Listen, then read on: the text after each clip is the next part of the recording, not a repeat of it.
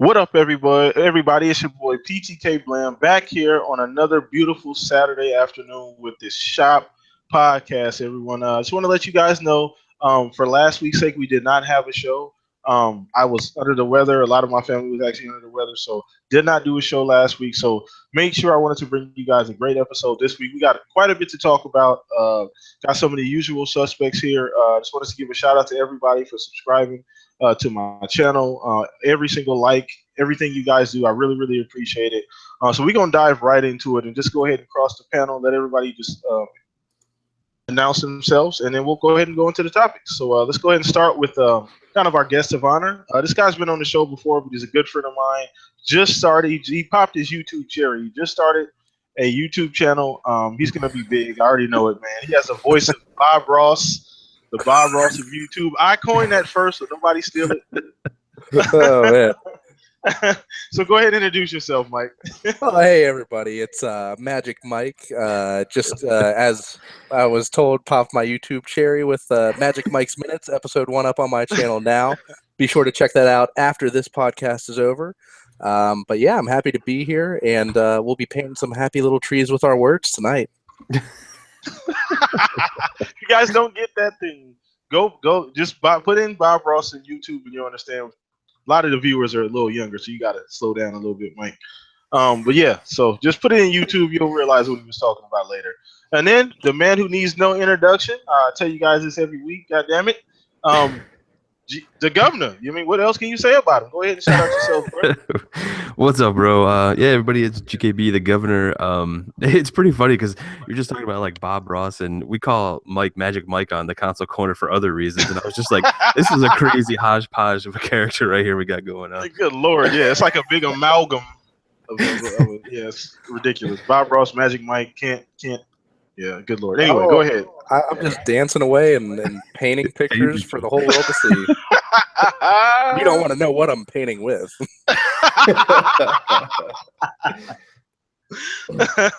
Anyway, man, go ahead, GKB. No, I'm good, man. I'm ready to just get into the topics, man. Just start talking about what's going on. All right. So let's get it popping. Let's dive in, everybody. So the chat will be live. Just go ahead and put all your questions, everything in the chat like you guys do every week. Appreciate the support, you guys.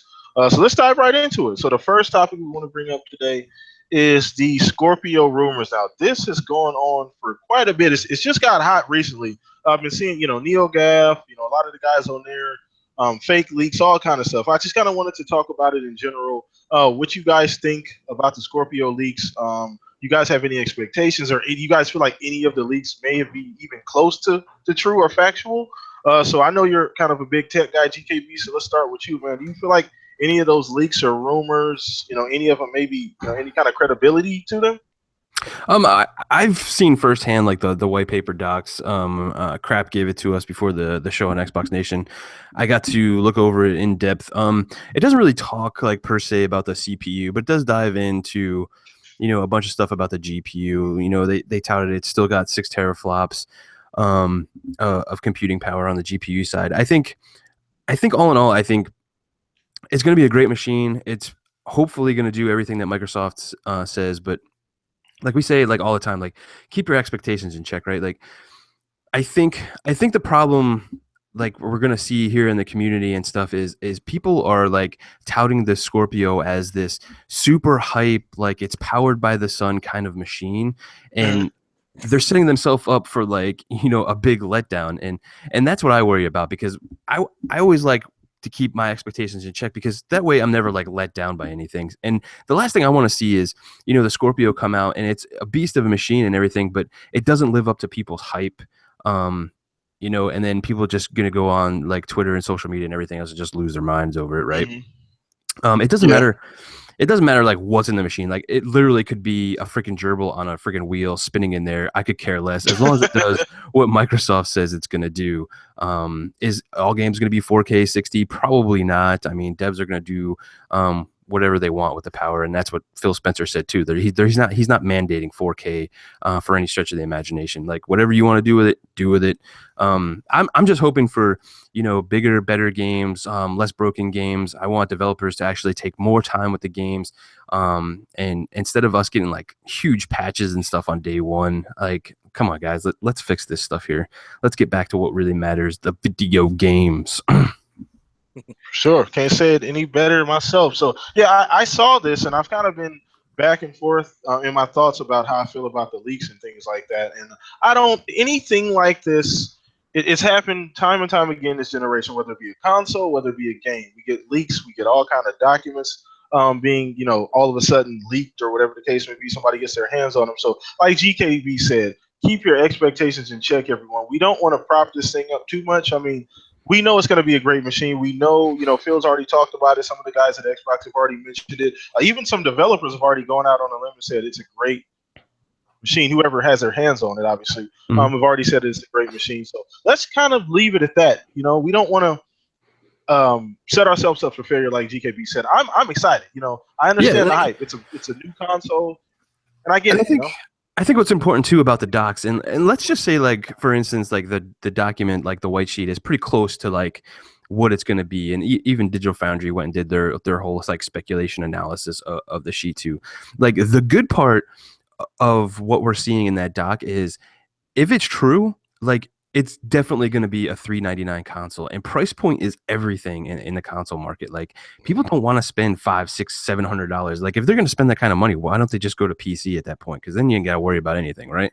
Well, so that's a really good point there, because everybody is getting so amped up about what is inside the box, and if I remember right, every time I've had a console, I've never cared what was inside the console before this generation. It seems that everybody wants to know those specs and wants to know those hardware components, and it's like, well, that's what the PC guys do. They like to throw around their components. They like to throw around the megahertz and the bandwidth and everything that they got inside their beast of a rig. When did we become that? If that's what you want, build a gaming PC. I mean, exactly. That's just the honest truth. No matter what generation you're in, if you want the top of the line graphics, if you want the high end hardware, that's a PC rig, and it's always been that way. I don't think that's going to change with the Scorpio. No, absolutely. I mean, it's going to bridge the gap, but it's not really going to take over the PC market by any stretch of the imagination. That's just right. And I mean, that's what we traditionally see happening when a new console comes out. It's at or above what you're seeing on regular gaming rigs because of the OS overhead and whatnot.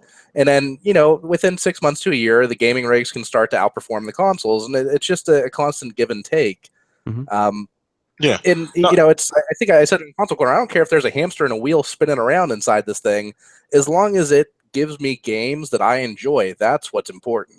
Yep. Absolutely, and I think we need to stay in that lane, everybody. I think a lot of times, and I'm gonna say this, and it may hurt some people's feelings. I think a lot of console gamers have, as much as you despise the PC guys, I feel like a lot of you kind of take pages right out of their book. Like Mike said, I've never ever been concerned with numbers or what my actual console can do. I mean, I love features and things like that. Those things, I do have interest in. But as far as like specs, hardware, things like that, that's completely PC. Those are only type of gamers I know that those type of numbers really matter. Now, if the console comes out and it's completely, a la Wii U, anything like that, then yeah, maybe you have some argument there. But we know that's not going to be the case with the Scorpio. So let's just worry about the games. I'm actually more interested in what the launch lineup is going to look like. As far as what games are going to be paired with the Scorpio, in my opinion. Well, you made a good point there, Blam, as well, and that's kind of a point I keep bringing up too. And we got to remember that the developers, I mean, and Sony and Microsoft has said this too, is all the games have to run on the base PS4 and the base Xbox One, right? So again, you have to keep your expectations in check, because if it doesn't run on the base models, then they really can't make the game, right? Like, because it's pretty much mandated that it has to run on both, or it just can't be done. And Totoko's in the chat, he's like, I agree with you guys, but Microsoft comes out and says Scorpio is going to be a beast, and it really sets the bar high. And you're absolutely right. And I wish Microsoft would get their messaging in check, because if they've learned anything this generation, is messaging needs to be on point, because with their launch lineup and the stuff they've been doing, they really shouldn't be touting off until they show it off and everything like that. And I totally agree. I think, and I agree with you, GKB, 100%. I think that's the biggest lesson that Microsoft has learned from this generation, that they can take into the next few generations or whatever the case may be. For me, I take that statement beast loosely. He's excited about what they're doing. He's part of the team. I think the guy who actually said, I don't know if he was an actual developer of a game. I think he actually works for Microsoft. I can't remember his name. I remember his face or whatever in my mind, but I think he's actually on the team who's, I guess, part of that team who's making the Scorpio, and he's excited about what they're doing. So I don't take that as, oh my God, this is going to be some type of monster type deal, specs wise or hardware wise. I just take it as he's excited about what they're doing. I guess if you look at it compared to the Xbox One and PS4, it technically is a beast. The vanilla Xbox One and PS4, it is. It's a big comparatively gap. to any console that's been released up to this far. Yeah, absolutely. It destroys. I think that's exactly what they're trying to do. Is they're comparing it to their peers in the market. They're not comparing it to what somebody's computer is going to be like if they build a new computer come August when we've got Vega and Ryzen out. It's going to be a beast in its own category, but to say it's going to be a beast beyond everything we're going to see in the next 12 months, that might be a bit of a stretch. Absolutely. So, okay, good starting topic, good opener. And once again, everybody, the chat is live. So I not only do I ask the panel these questions, I ask you guys these questions. So let's get it popping in the chat, and don't forget to subscribe to the channel, everybody. So let's go on to the next topic. So the next topic is the the new update, or the update coming to Xbox One, and we're seeing a lot of things being moved around. They're kind of playing with the snap feature. I think it's actually going to be removed for a short period of time. They didn't say if it was going to be permanently, but there's going to be some awesome changes. Xbox this generation, in my opinion, has they doubled down on features and development time and adding in all these cool things for us, because they are really, really pushing the bar. They see that the dashboard isn't where they wanted it, even after the last major update, and they're still fine-tuning the dashboard. That's the best part about being an Xbox fan, is we get that type of service. They've always done that. I don't know if you guys remember, but on the 360, we had like 5 or 6 different dashboards, throughout the lifespan, so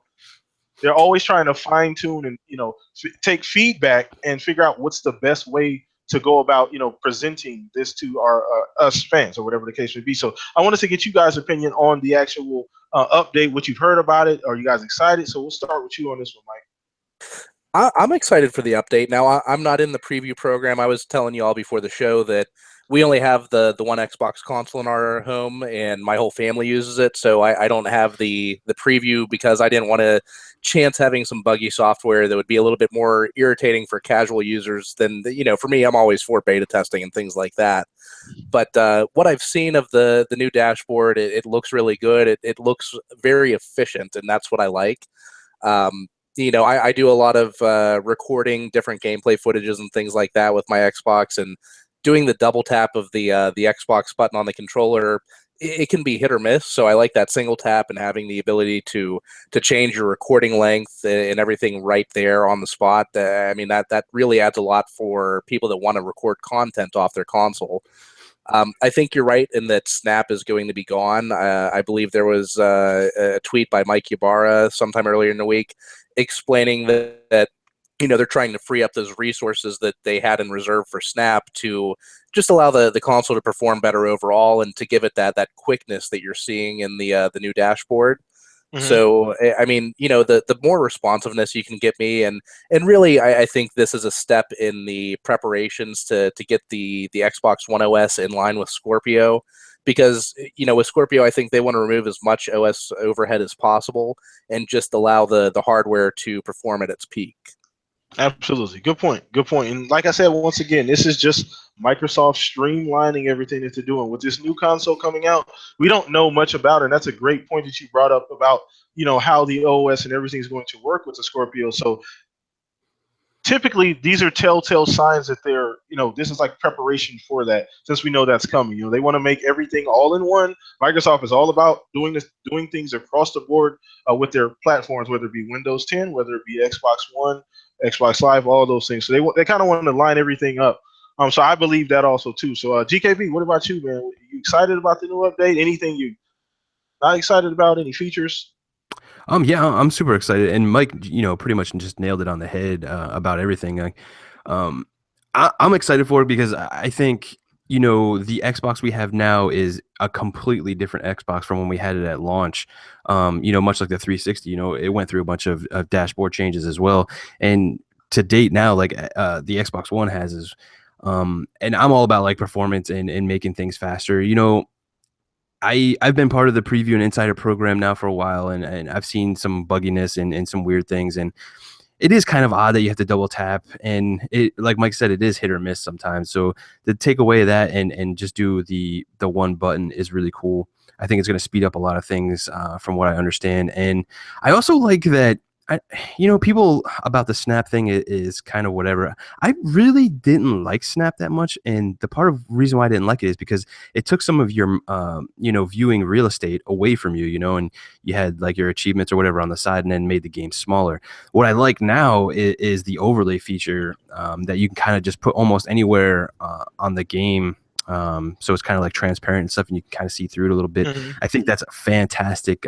We do a lot of streaming with overlays and all that kind of stuff, and I just love that kind of feel and look. So yeah, I'm excited for it, man. I think the update's very much in the right direction, and I think the Xbox One is kind of like beta testing the whole UI stuff for like the Scorpio reveal, because I think they want everything to go perfect with that. So Yeah, and that's a good point. Good point. Everything is lining up to the Scorpio. You know, we're kind of leading up to that E3. We're gonna get a lot more news on that, you know, as time goes by this year, obviously. So I completely agree with you guys though about the update. I don't know much about it, to be honest with you guys. I did read, you know, a couple times, you know, about the biggest thing, which was removal of the snap. Like, I didn't use the snap all that much. Don't get me wrong; it's great for people who use it, and I know some people who use it like religiously. So they may not be that happy with it, but honestly, if it frees up some overheads, makes the experience smoother, because that snap can be sticky sometimes. It can be kind of. Sometimes you'll use it and it's like a delay, and you know, all kind of little wonky stuff can go on. So less moving parts, the better or more efficiently the console is actually going to work. So I'm all for that, even if that means, I guess, sacrificing that type of feature. you know, another Okay. another thing with the updates too, like I'm part of the Windows 10 Insider program, and I just got the newest one that brought in the streaming to Beam and the game mode kind of stuff. And I've been playing around with that like a lot the last day here, and I'm really excited about that as well, because I think some of those features are going to also come over. You know, especially like, you know, the Beam streaming, and The Beam. I can't wait for that to come Oh on my the goodness, Xbox. dude! That's gonna be fantastic for a lot of people. Literally one button push and we'll be able to stream, dude. That's so awesome. Yeah, man. And they're gonna get that low latency stuff. Oh, that's gonna be fantastic. People are gonna have a lot of fun with that. But yeah, I was checking like the resources and seeing if, you know, the game mode actually does what it does, and it does. It actually, you know, turns a lot of stuff down and off, and, you know, puts a lot more resources into the game that's running, and so that's exciting, because I think a lot of the critiques that, you know, PC gamers have been having with Windows 10 is, you know, there's a lot of overhead and the games aren't running right, and, you know, it's making them do things they don't want to do. So they're moving that into the right direction to you know, kind of universally merge, you know, PC and console together for a little bit there. Well, and I know Windows 7 was great for PC gamers, so Absolutely. this may encourage people that haven't upgraded yet to go ahead and take that jump into Windows 10, which, I mean, that's great for console gamers and PC gamers, because the more people on Windows 10, the more Play Anywhere games you're going to be seeing coming out from third-party studios, like with Resident Evil 7. So, I mean, I just think that if they can convince those PC gamers that want that efficiency to come over to Windows 10, then it's going to do more for everybody. Absolutely. And as console gamers, like you said, we're all going to benefit from it. You know, more games being made, more people buying games, which, you know, at the end of the day, put more money for new games to be made, you know, and then more access to different people to actually play them. So I'm excited for all these new features coming down the pipeline. I am super duper excited. So, all right, so let's go ahead and move on. This is kind of I don't want to say a hypothetical question, but typically, you know, GKB, I just ask questions during the show that, you know, just come out of my head, you know, completely unrelated to the week's news. And I kind of just started this question a minute ago. Shout out to, let me go back in the chat a little bit. He asked me, was it E-Man? GameWise. Sorry. Shout out to GameWise. He asked me about Cuphead, and it kind of posed a question that I want to ask you guys, Mike and GKB. Are there any games that you definitely, absolutely want to know about? Because Cuphead is one of the games that we absolutely don't know what is going on with Cuphead at this point, and it could be a good thing, it could be a very bad thing. We're not entirely sure now. Are there games that you guys absolutely wish somebody would just come out and say, "Hey, this is what's going on with this game," or at least give you some type of like, just throw me a bone, like throw me a bone. You know what I'm saying? Well, what was it? Last week, Phil Spencer made a tweet about Mech Assault and the possibility that we may be seeing it in the future. That's something I want to hear more about. You know, if that's a thing that's in development, I hope to God they show that at E3. That would floor me if we saw a new Mech Assault announced this year. I don't think it's going to happen, but just knowing that idea is bouncing around in the Xbox division gives me hope. Mm-hmm. Okay, yeah. I mean that's you know what the funny thing is. When I long time ago. I've only been doing this like 2 years now. Anyway, probably 18 months ago when I had Aaron Greenberg on. Shout out to Tim Dog too. We mentioned Mech Assault, and he just had one of those. You know, somebody you ask him a question and it's like personal. Like he let out this big sigh, like Mech Assault, you know, and he just kind of, you know, so that's kind of a funny that you mentioned Mech Assault, because even him, when we brought it up during the show we were doing, he was just like, oh man, that game was so awesome. Like, you know, he didn't really elaborate, but he just kind of, you know, you could tell he was like daydreaming at that point about playing that game again. So I think that would be an awesome title to announce alongside announcing support for mouse and keyboard, because I mean, the original Mech Assault controller for the OG Xbox, it was awesome in its own right, but it really took up a lot of space and added a little bit of expense onto the cost of that game. But you know, if they are going to enable keyboard support like what we've been hearing, then you know, having a keyboard with any type of a mech type game, that's going to give you more than enough control that I think they could make that happen. Absolutely. You don't think Mech Assault would be, I mean, we know as OG Xbox gamers, you don't think that would be kind of a niche title? I mean, I don't care. I want them to make it. I'm just saying you know, you think it would be one of those games that comes out and everybody's like, oh, that's kind of cool. And then it kind of, you know, it doesn't do as well as maybe it should. I mean, that's a chance that you're going to risk with any type of an IP that's from more than 15 years ago. Good point. So yeah, I think any IPs that are resurrected from a previous generation that's not the Xbox 360 and PS3, there's going to be a large portion of the user base that hasn't played that. Yeah. You know, I'm in my mid 30s. I know, you know, we're all around that same age range, so we've grown up with video games, so we know these games that are going to be coming out or potentially coming out. You know, there's a lot of younger gamers out there. I get reminded of that every day. Something makes me feel old.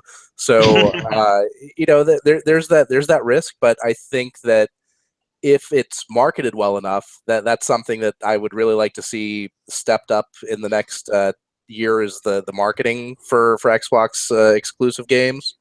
I think if it's marketed well enough, and I think that if they're a little bit loose with showing footage before the game comes out and letting gameplay be shown and letting people see what they're actually getting, I think that it has a lot of potential, because when's the last time that we've played an awesome mech game, you know, except for Titanfall, which was kind of a crossbreed of a mech game with a first-person shooter Call of Duty type game.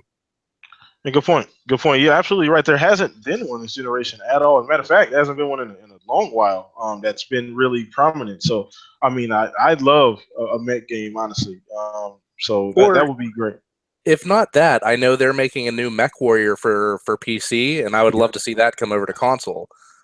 So if they're not going to do Mech Assault, maybe do some sort of an arrangement with the developer of Mech Warrior. I don't know, is the new one, is it Mech Warrior 4, or are we past that? The last one I played was Mech Warrior 2, so I've been out of the Mech Warrior game for a long time. Yeah, it's probably, I think the last one I played too was 2. Yeah, it's been a while for me also too. So all right, GKB, what about you, brother?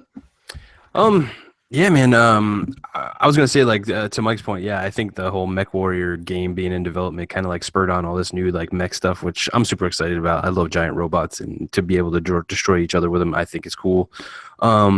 But a game that, you know, I always want to hear more on, obviously, is the new Splinter Cell. I just want to see, I don't know, hear his voice, whatever. You know, the 3 lights, whatever. I just want to know something about it. Never would have guessed that. Yeah, no. It's kind of like not a bittersweet. million Like, for me anyway. Like I'm one of those guys. Like I really don't want to see it until they're ready to show it off. Because it kind of like when I'm watching the like E3 or something like that, it kind of almost takes a little bit of the punch out of it for me because I already like, oh yeah, well I knew that was coming. So I understand like doing YouTube, we're kind of like in that where we kind of get a lot of this stuff before everybody else, but sometimes I just wish I wouldn't know anything and just be wowed. But Splinter Cell would definitely be the one I want to know about. Yeah, you know what the funny thing about Splinter Cell is I don't know if I trust Yubi, man. I don't fully I don't know, trust man. him with they've been so hit or miss. I mean, this generation with a lot of their Absolutely. games. Like Division was I like super fantastic at the get go, and then that was kind of a letdown. And now I'm worried about like Ghost Recon Wildlands. It looks fantastic and all the thing, but how is it going to play, or is it going to be enough there? It's been hit or miss with Ubi, and I don't know if now, like I said before, Splinter Cell is a beloved franchise. A lot of people would love to see a new Splinter Cell, but I don't know what their track record to generation.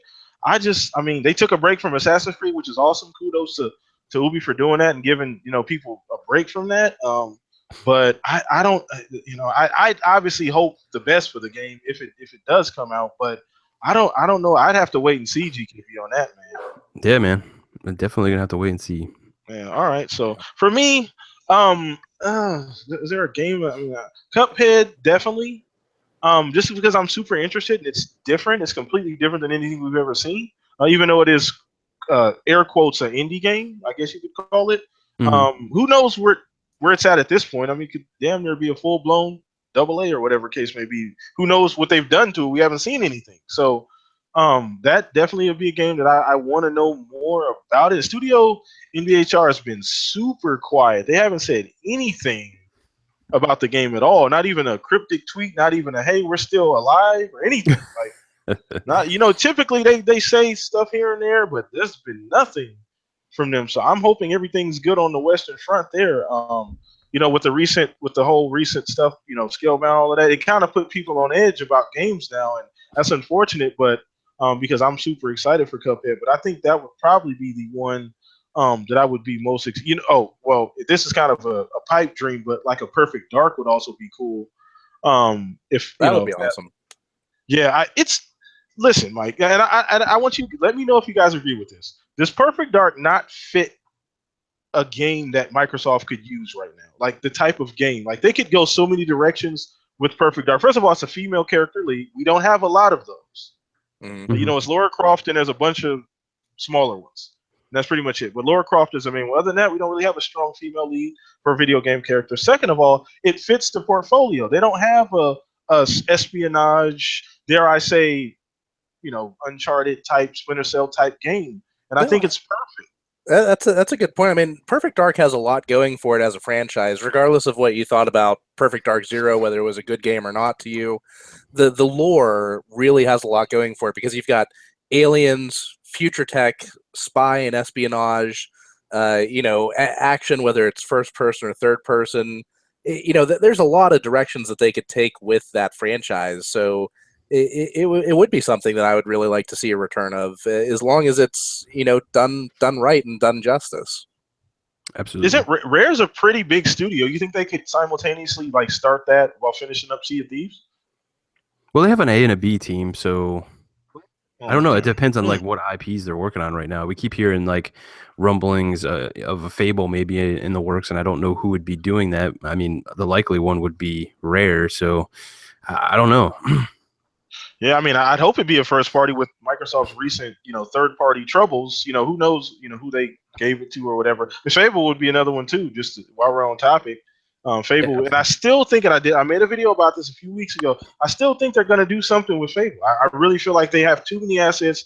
Too much money has been put in that game. They didn't completely scrap it. We know that. They didn't say, fuck it, it's gone now. Like, you'll never see Fable again. No, like, I mean, they could literally take all the assets that they had, because we were in the beta and played that for, like, a good long time. Like, we were big, proponents of that game. I actually really enjoyed it. But they could take that whole world and literally turn it into a Fable game. I mean, it looks fantastic. They did such a great job.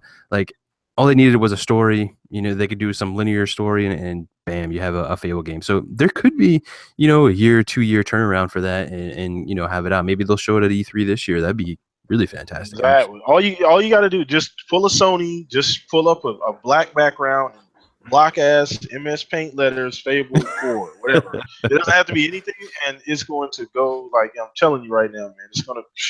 I love a new Fable, or absolutely, yeah, another Fable, I guess you could say. All right, so there is one more game. There's one more game that I would like to know more about. That's coming out sooner than later, and that's Injustice 2. The pre-order and pre-download just recently opened up within the last week on the Xbox One store, and there's 3 versions of the game. There's the standard edition, there's the enhanced edition or whatever they're calling it, and then there's the ultimate edition. And each one of these editions comes with a different number of downloadable fighters, and I'm all for downloadable fighters coming out in the future of the franchise.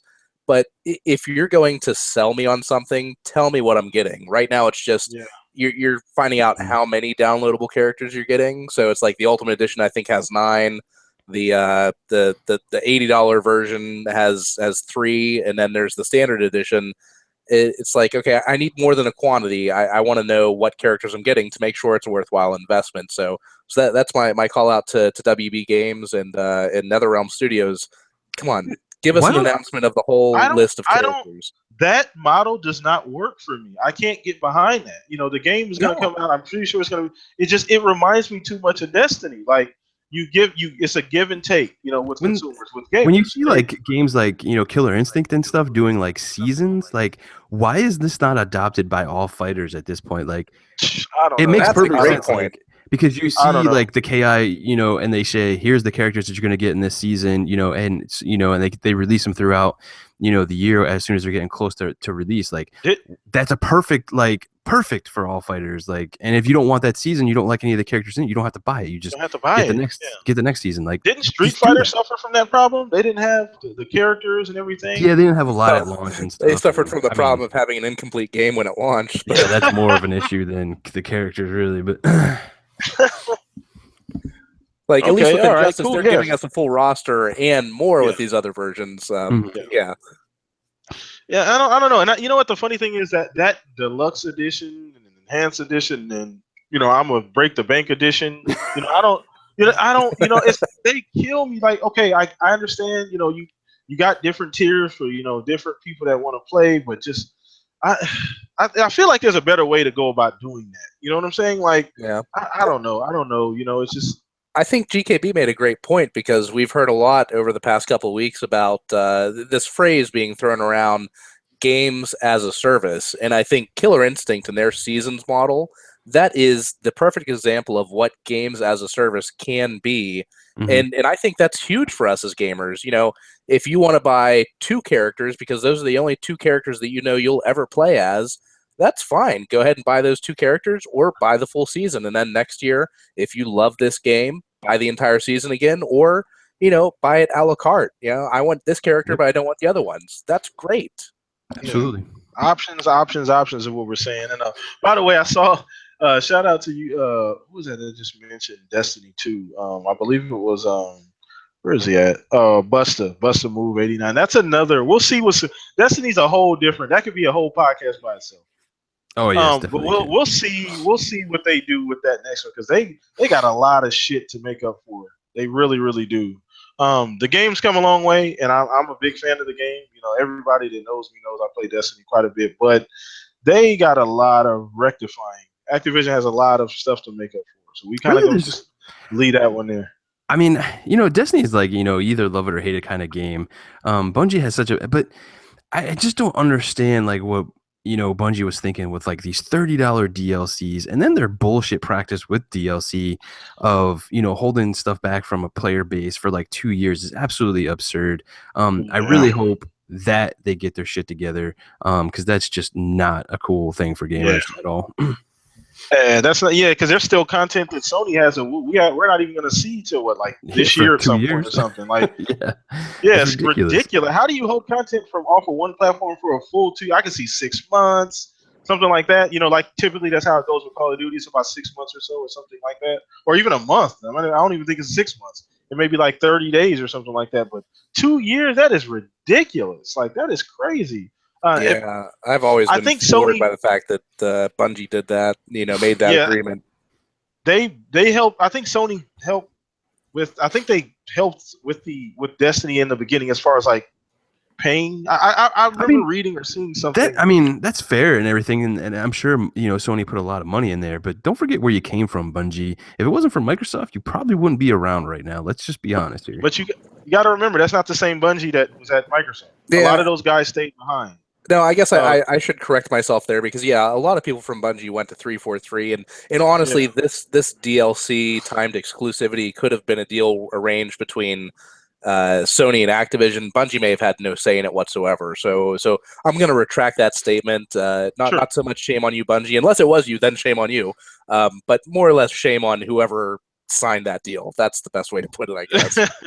Yeah, but I mean, I get like the whole Activision thing, but it's not like Bungie was like just some startup. I mean, Bungie has a huge name with Halo and stuff. And yeah, some of the guys, went to 343, but still, there's a reason why you're called Bungie and you're respected now. And it's not because you just went to Activision and made Destiny. It's because you made Halo for all those years. So, there's that. Yeah. Well, and that loyalty. There's also that military history. Yeah. Well, anyway, Bungie has a history before working on Halo and Microsoft. They worked on what was it? They made games for Mac. So I guess maybe they have a tradition of switching sides. They went from Mac to Microsoft, and now they went from Microsoft to Sony. What's next? Maybe they're gonna sign a deal with Nintendo, and then a couple years later start working for Sega. I don't know. I wouldn't be surprised. All right, so I got one more topic here that I wanted to ask you guys now. Speaking of Nintendo, that is a great segue, by the way. You didn't even know. We didn't plan that, everybody. I guarantee you we didn't plan that or talk about it. So, a great segue. Let's go ahead and talk about the Switch a little bit, all right? So, I still got a lot to say about this console, and I wanted to get you guys' opinion on something that's kind of been on my mind. Now, do we know? So, the Switch is coming. It's going to be $300, right? $299. Yep, $299. Yep. Right. All right. So, are you guys okay with the price of some of the accessories and how that triggered initially when you buy the console, you're not really paying $300. If you want the full experience, you're probably going to pay somewhere $400 or $500. That's probably with or without a game, maybe. Yeah. So how do you guys feel about that in the messaging? Because Nintendo kind of glazed over that. They're like, yeah, $399. Everybody's like, oh, that's the $299. It's like, oh yeah, that's awesome, man. That's great. Gosh. And then in little print down there, the Pro controller is $70. This other shit is $60. That other thing is $50. Oh, the 2 terabyte SD card is $400, $300. So what do you guys? How do you guys feel about that? Who wants to go first? Because Let's let Mike go first. Yeah, I know GKB's probably got a lot to say about this, but I mean, my own personal thoughts on it. I'm okay with it, and now let me duck for the incoming flame war. What? No, I'm serious. Who goes out I and agree. buys a new console and only expects to pay the price of that new console? No. Listen, let me explain myself. I'm not saying that expectations not there. I'm just saying that when you listen.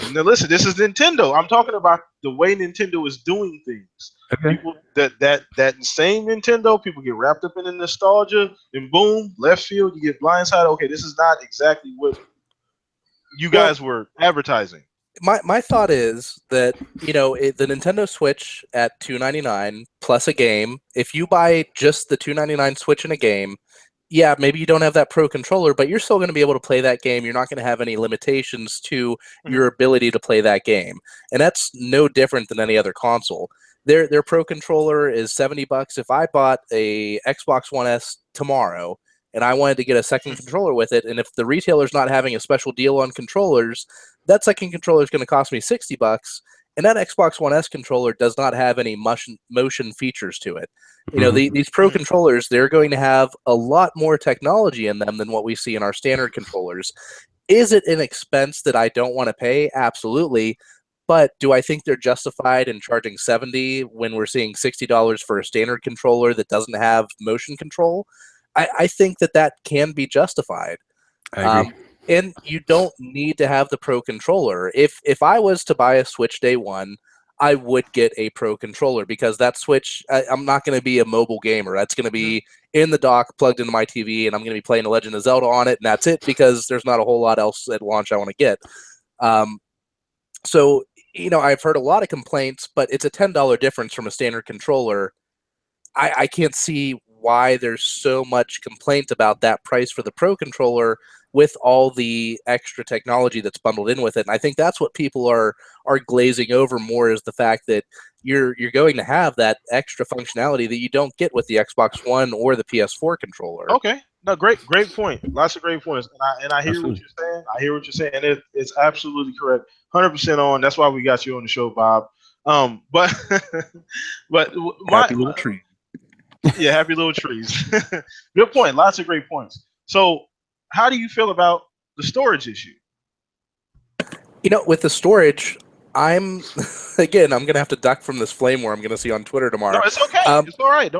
I'm all right with the storage options, because I don't think that now. Okay, I've heard a valid complaint in that if you buy digitally, if you buy The Legend of Zelda digitally, it's like 16 gigabytes. That's half of your internal memory.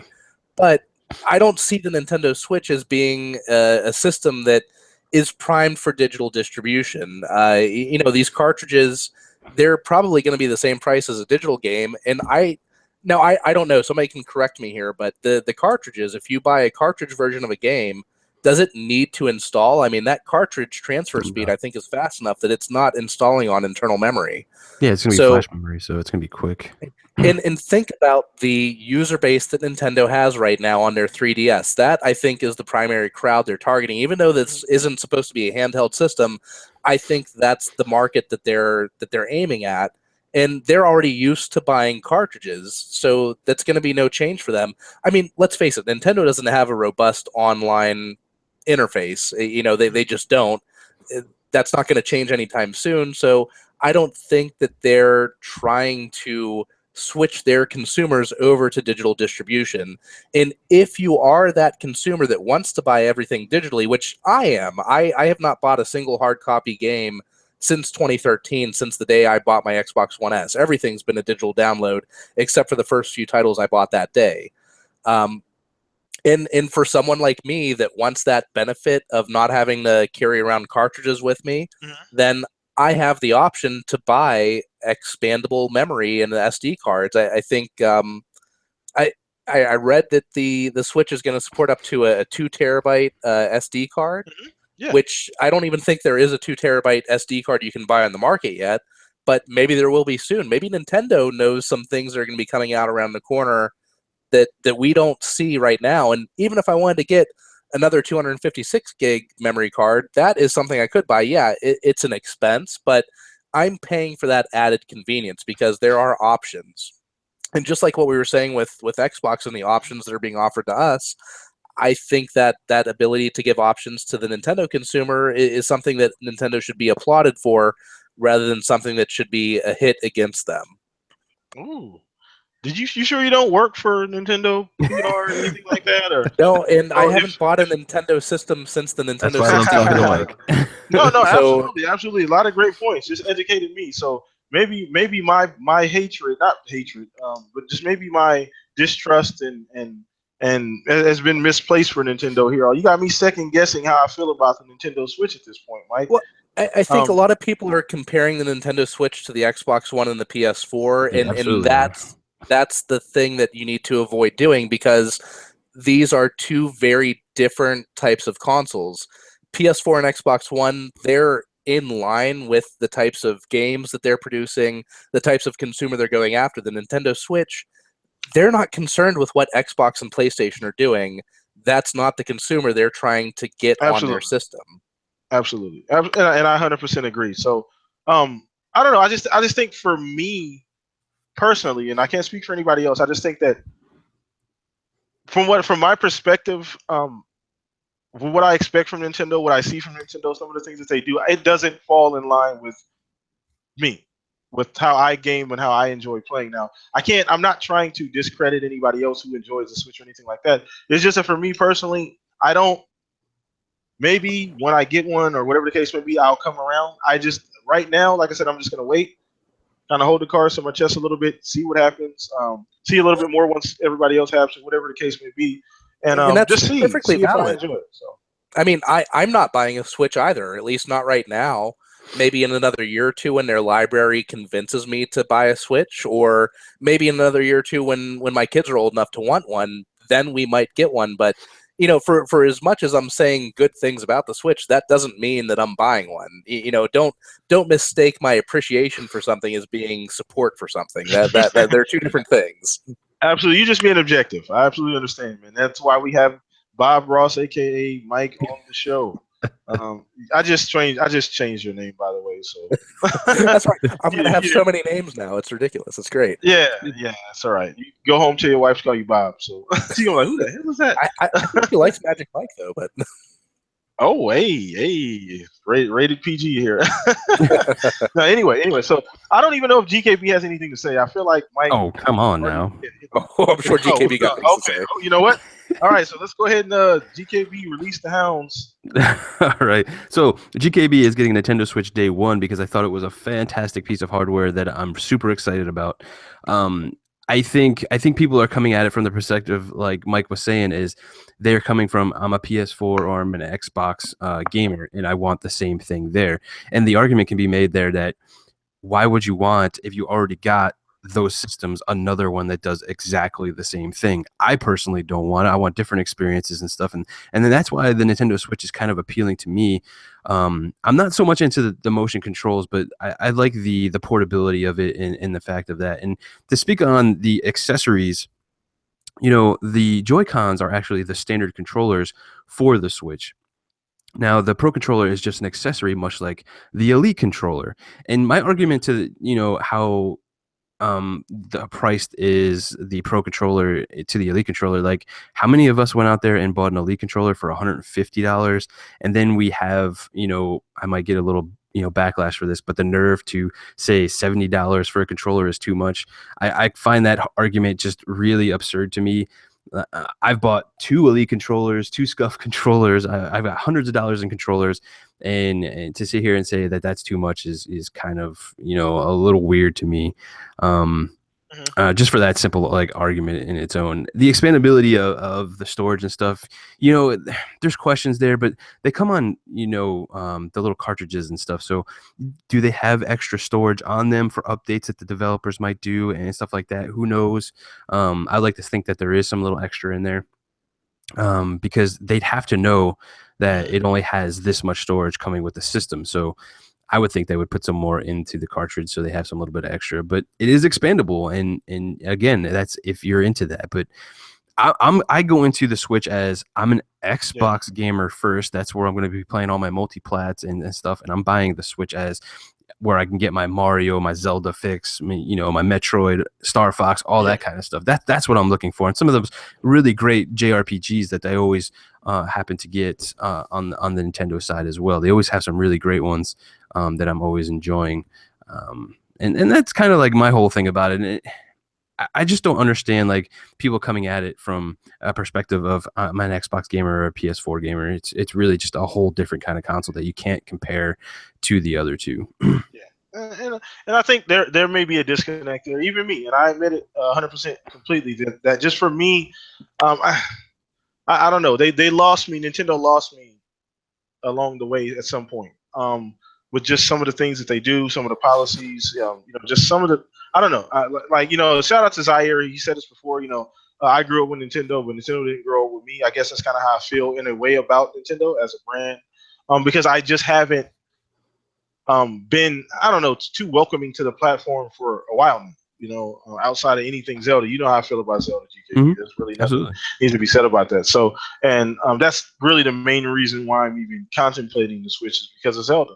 So I don't know. We'll see. But that was a great comment. Very enlightening, Mike and GKB. Very enlightening. So if you guys out there, you know, listen to that part of the video because it may change your mind on how you feel about it. A lot of great points were made also too. So okay, cool. Yeah. So it is 6 already. Wow, that went really, really fast. Jesus Christ.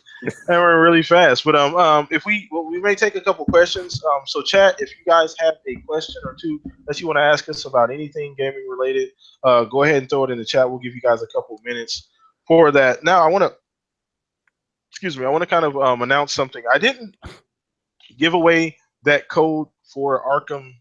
What was it, Arkham Knight? That we had the code GKB, I believe it was. I haven't given away that code yet. There was some behind the scenes type stuff going on, and I haven't gave it away yet. So I will be doing. I'm gonna actually do a giveaway on Twitter for the code. I'll just do like a random, random draw.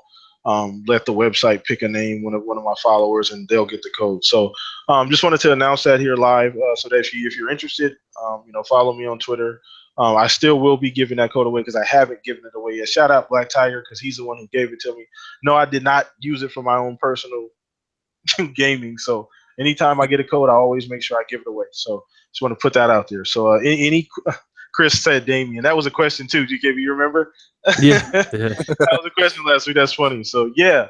But anyway, so you guys have any questions? Go ahead and throw them in the chat right now. We'll probably take question this time around. We don't want to go over too much. We'll probably take one. So is there anything else, GKB? Did you guys anything going on with your channel, you or Mike, that you guys kind of want to put out there to let everybody know? Like we went through the first month, like we're doing daily content, like 5 days a week. We're putting out videos. So we looked at all that kind of stuff, and we're changing it up for this month. We're actually going to put out like 6 or 7 videos, so pretty much almost one every day, going forward. We split it up in weeks where like She-Wolf would do a week and I would do a week of videos, and we found that kind of like, I don't know, broke up the channel a little bit too much, and we were kind of behind on a little thing. So what we're going to do now is like She-Wolf's going to do a few videos a week, and I'm going to do a few videos a week so we can get everything out in a timely manner, instead of behind the 8 ball a little bit. So that's kind of what's going on. Okay. Cool. And like I said earlier, Mike popped his YouTube cherry. So you got anything coming, Mike? I know you're busy in your personal life right now. It's been hectic for you, but anything that you have going on, maybe, or any ideas, maybe? No, I mean, I've got a couple ideas floating around. Here's a little teaser for what my next video might be. There was a announcement for a new Avengers game from Square Enix. So if anybody watched my first video, I mentioned that you'll see content regarding anything that I consider to be nerdy, and that includes comic books, movies, and video games. And the Avengers ties all three together, so might be a little bit of discussion about that. Not sure yet, so don't bank on it, but that's what I'm leaning towards right now. Mike is a dude after GKB's heart, man. He loves everything I love.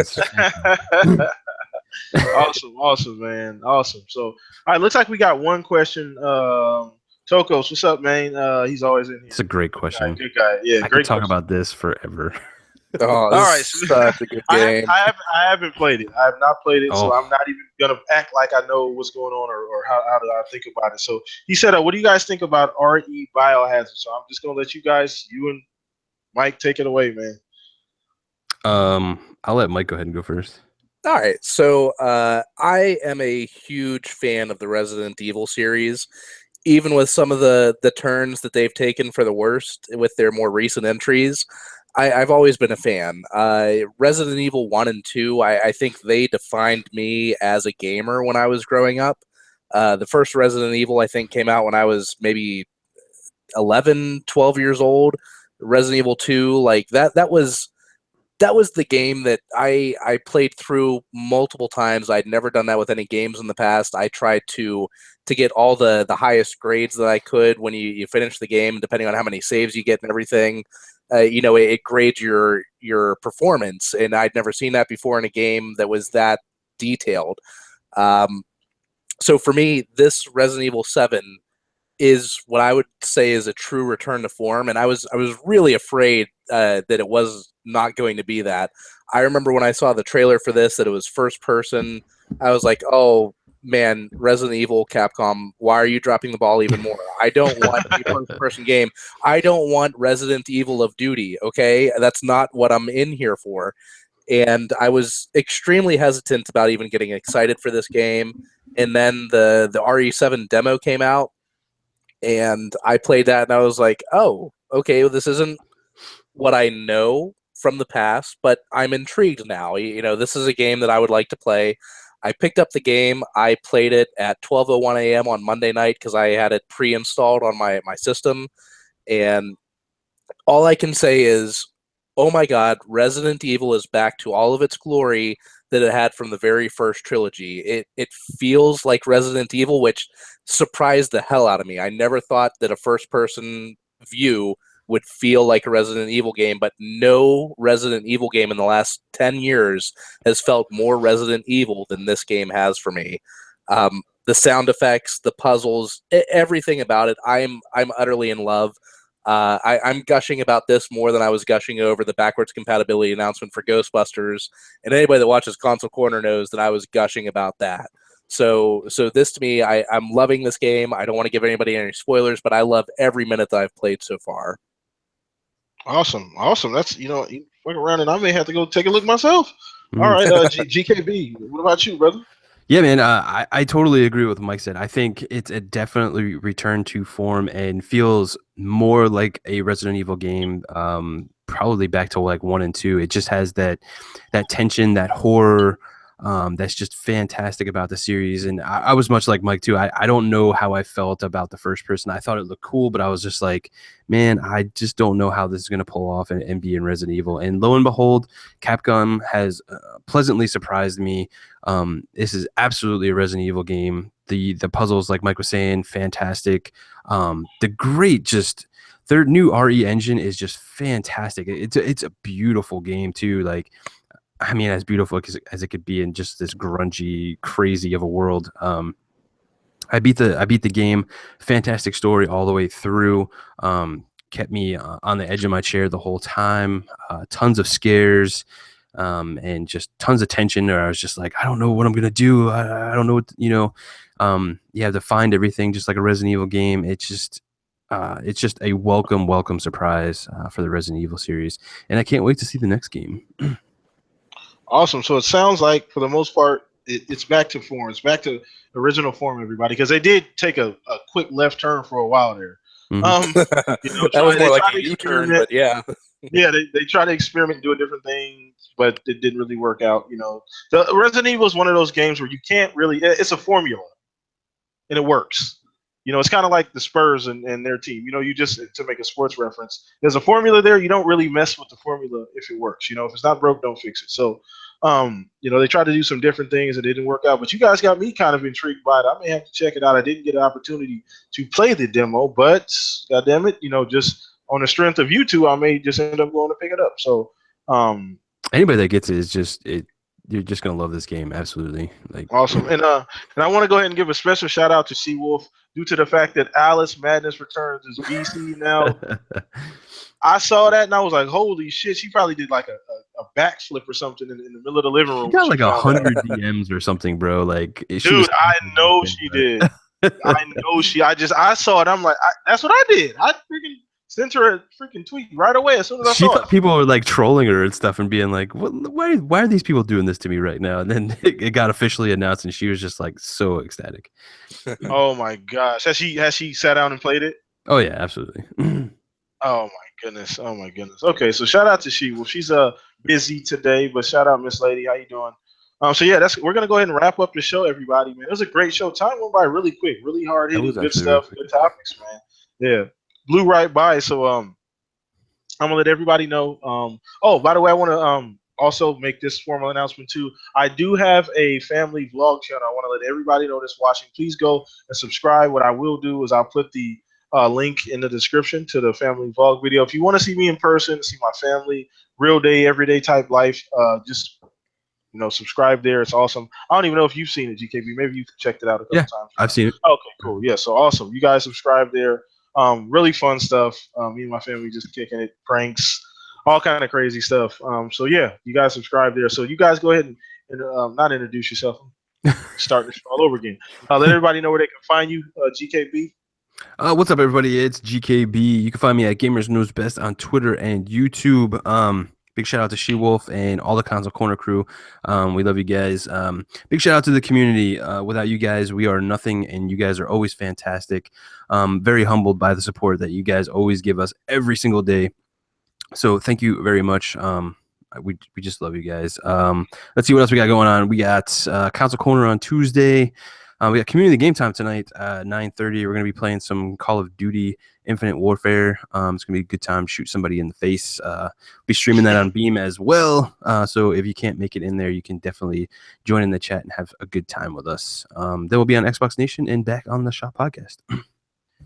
All right, awesome. Always glad to have you in. And one thing I want to say too, I always do this every now and then. I love GKB and Shoes. They're awesome. They're like two of my best, friends. They're like family. I don't even call them friends anymore. They talk to my family, and they just they're awesome. So please subscribe to them. They do so much for the community. So humble too. So you guys just give them your full support. They're awesome. So Mike, let everybody know where they can find you, Mike.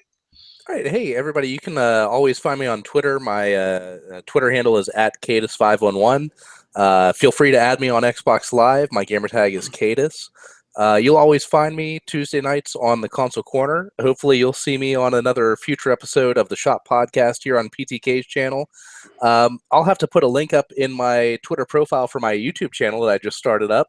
So if anybody wants to check that out, you can find the link on GKB's channel. He's got me linked there. And I'll try to get that up on my Twitter profile. It on mine too. I'll put the link up on my channel too, Mike.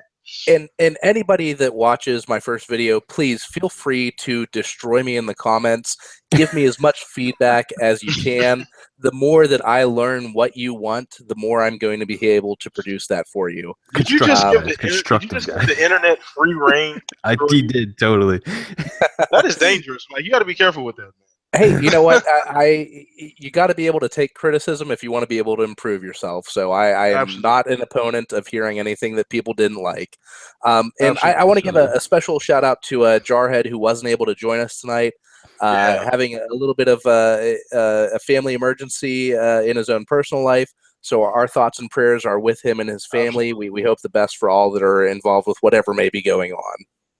Yeah, shout out to you, Jarhead. Good buddy of all of ours here. One of the funniest guys on Twitter in the Xbox community. So prayers and thoughts, like Mike said, with your family, everything you're going through, brother. We here, man. So so that's that. I'm PTK Blam, the host with the most. You guys know me. Subscribe, PTK Blam across the board. My YouTube channel at PTK Blam on Twitter.